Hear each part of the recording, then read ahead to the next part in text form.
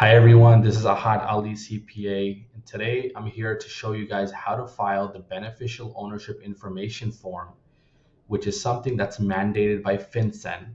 This is a brand new filing that's required for most small businesses such as LLCs and INCs. All right, so the problem with this filing, or actually not the problem, but the thing with it is that if you don't file it, the penalties are steep. I mean, $500 per day is ridiculous. So I wanted to take this time to quickly show you how you can get this filed very, effortlessly, and it's not very complicated, and no one should actually miss filing this form. So let's get started. The very first thing is here, you want to make sure you're on the right website, fincen.gov/BOI. There's other services out there, that are mimicking or trying to be the government website and charging you something for this. But make sure you're on the .gov website. So once you're on it here, you'll see a few things. Now, you want to get started with file a report using the BOI e-filing system. You click there, and it will take you to the next page. The next page here being welcome to the BOI e-filing system, and right here it says get started BOI e-filing. So you start here and you continue. So there's two options you'll see. You want to choose the online file, the online BOIR, because it's actually very seamless, and you submit it and you get the confirmation right away. So let's start there. Hit agree. The very first thing here is regarding the ownership and also the type of filing. So we start with initial. So most people that are filing this for the first time will be an initial report. This is whether you have an entity that's opened in 2024 or something from before that. They prepared autofill, so you kind of move on from there. There's just some disclosure and such, and you hit next, initial report next. All right. So this request to receive FinCEN ID, this is not mandatory. So I'm going to show you guys basically everything that has an asterisk that's mandatory. So we're just going to just start with kind of just a random name, right? So ABC Company INC. Okay. If you have a trade name, so maybe this business used a different name than what their legal name is, you want to fill that out. Okay. Move on. ID. So everyone would have an EIN, because if it's this is required for LLCs and corporations. So we're just going to put a random one. Right, and then you choose actually just must be exactly numbers. There you go. Get rid of the dash, and then you fill in the country. That's only if it's a foreign tax site. This is domestic, meaning that this is an American company. And then country or jurisdiction, obviously this is an American company. Where did you form this? I'll put in New York, and then we keep moving. They want the address of the business, so this is you can put here just for the time being. United States, fill in New York. We're just going to fill in, and then you throw in the zip code. All right. So that information is very simple. You can actually click and go back to see what was entered: company name, EIN, tax ID, where it was registered, and the address of the business. Next, as a who's the applicant, who is actually reporting this information. So if you basically are doing this for a company that was formed before this year, you would check this. So in my case, if I was to do this for my company, this has been around for a long time, so I choose this one, right? But if you are doing this for a company that was formed in 2024, you would not check this box. So I'm going to show this as an example for my company that was already existed, right?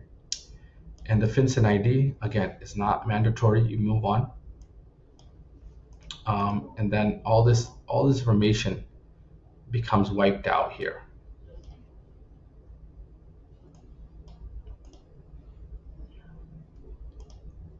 it tells you when you check it.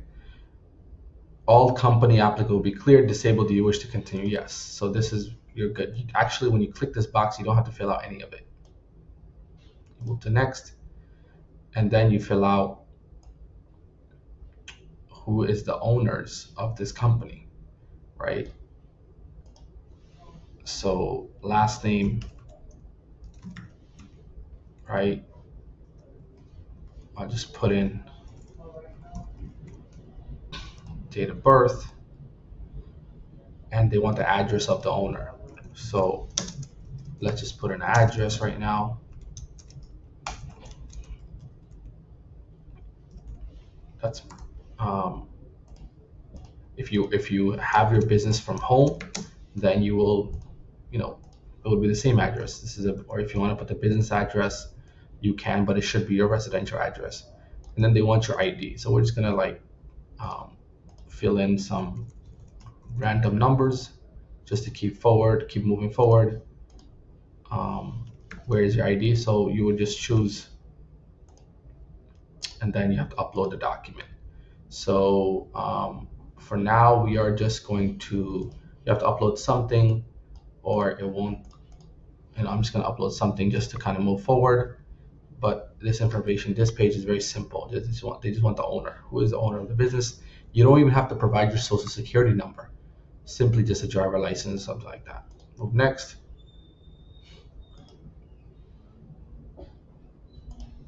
So the last part is, who filled this out. You fill out your name, your email, and such.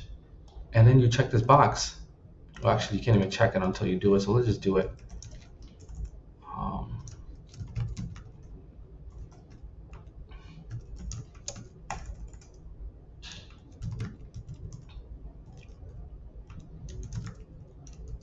right, once you do that, you check the box. And you simply, obviously, check off. Okay. Alrighty. I hate these. Okay. And then you submit it. So it doesn't give you a summary before you submit, but once you submit it, it actually pops up right away. You'll get the PDF of the confirmation. But you can always go back, right? You can always go back and you can check what it is that you filled out and if you filled it out correctly. But this is it. This is very, like I said, it's not complicated at all. Company, what kind of filing is it? A new, or is it are you correcting something? Company information. Is it existing company or a new company? Only if this is a new company, then you have to fill out this information, your information basically. Otherwise, you just fill this out, who is the owner, and then you just basically click submit. So once you do that, you go on the next page.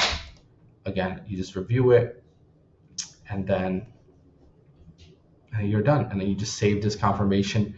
From what I understand, this is just a one-time filing unless you have any change in the company structure.